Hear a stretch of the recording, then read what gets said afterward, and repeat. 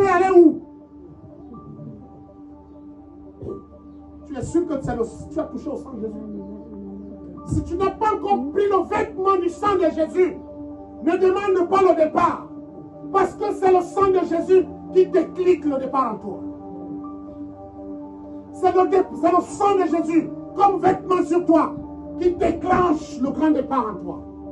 En réalité, il y a des personnes qui ont quitté la terre avant leur mort. Mais on les voit encore sur la terre, mais ils ne sont plus de ce monde.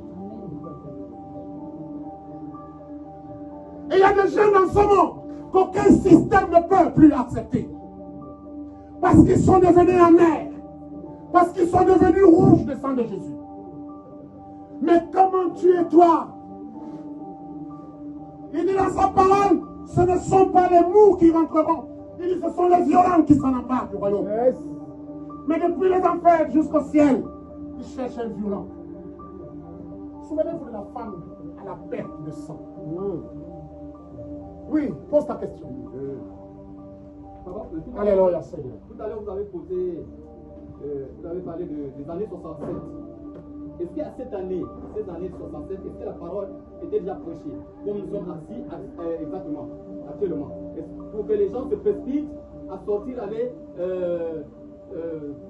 comment dire, ramasser les billets qui étaient souvent jetés par l'hélicoptère. Est-ce que la parole à cette année-là, dans ces années, était prêchée?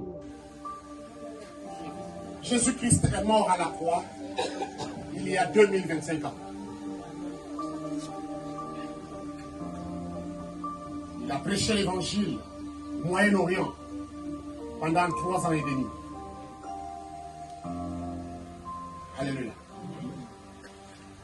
Et l'évangile est arrivé en Afrique avant que ça n'aille partout. Et en 1967, il y avait déjà les églises de réveil. Je vais t'expliquer c'est quoi une église de réveil.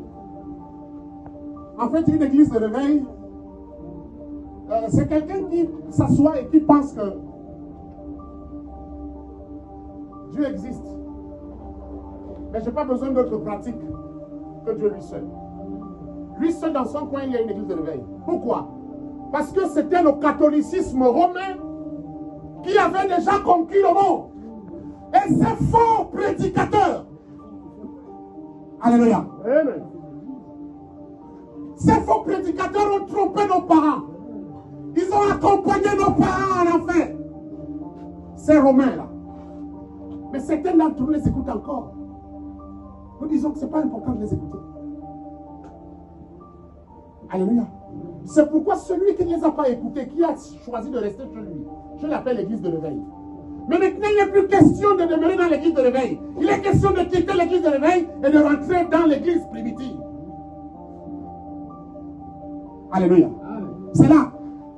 Parce que c'est le point de départ.